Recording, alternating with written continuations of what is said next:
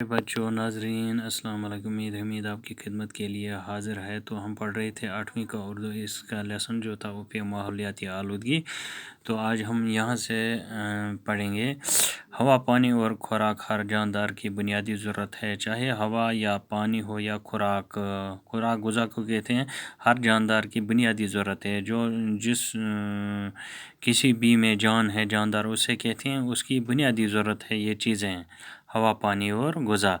لیکن یہ سب آلودگی کا شکار ہیں۔ تو ہوا بھی آلودگی کا شکار ہو چکا ہے، پانی بھی اسی طرح سے، خوراک بھی آلودگی کا شکار ہو چکا ہے۔ خوراک کو ہی لے لیجئے، تو اگر ہم غذا کو ہی لے لیں گے، اناج، سبزیوں اور پھلوں کی زیادہ پیداوار کے لیے کیمیائی کھاد کا استعمال کیا جا رہا ہے۔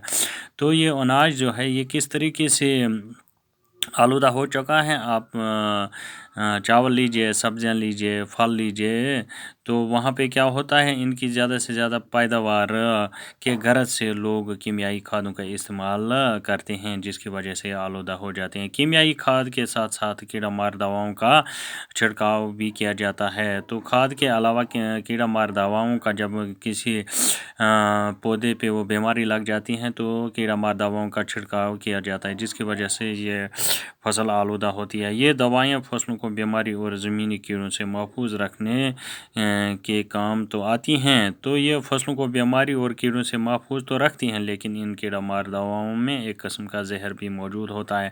تو ان کیڑا مار دواؤں میں جو زہر موجود ہوتا ہے، دواؤں کا کچھ حصہ فصل میں ہی رہ جاتا ہے، تو کچھ حصہ جو ہے وہ فصل میں ہی رہ جاتا ہے، پودوں میں ہی وہ رہ جاتا ہے، جذب ہو جاتا ہے جب ان غذاؤں کو استعمال کیا جاتا ہے۔ تو اب جب ہم اس خوراک کو استعمال کریں گے تو یہ زہر ہمارے جسم میں شامل ہو جاتا ہے، تو اسی طریقے سے یہ زہر ہمارے جسم میں داخل ہو جاتا ہے، یہ آلودگی اور بہت سی بیماریوں کا سبب بن جاتا ہے۔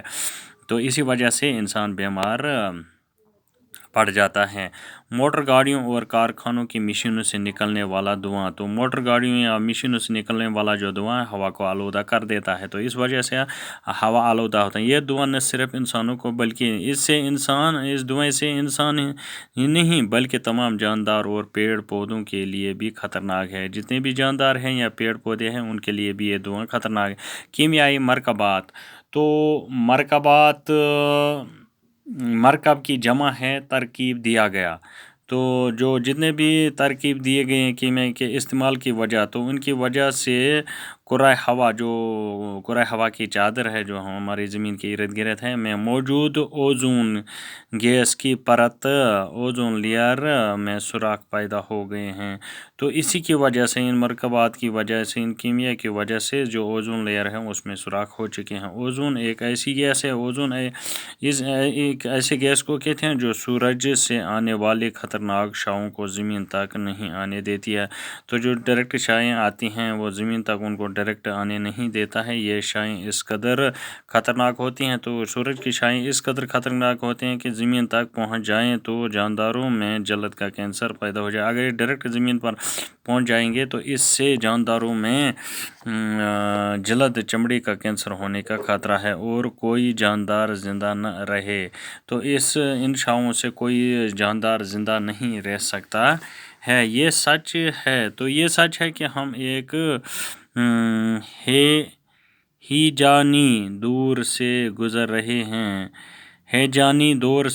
رہے ہیں کہ ایک طرف انسانی ترقی کا، تو ایک ایسے ہیجانی دور سے ہم گزر رہے ہیں، تو ایک طرف انسانی ترقی ایک بڑھتا ہوا سیلاب ہے، تو یہ بڑھتا ہوا سیلاب کی طرح انسانی ترقی جو ہے، دوسری طرف اس کی تباہ کاریاں ہیں، دوسری طرف اس کی ہیں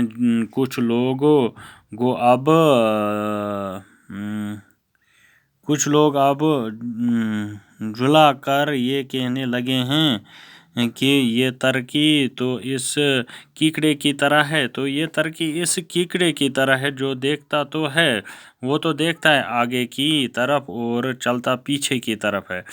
تو دیکھتا وہ آگے کی طرف ہے، جو کیکڑا ہوتا ہے تو خود وہ پیچھے کی طرف چلتا ہے۔ اس ترقی کا کچھ بھروسہ نہیں، جو انسانوں نے ترقی کی ہے، اس ترقی کو انشاءاللہ آئندہ اس سے آگے پڑھیں گے۔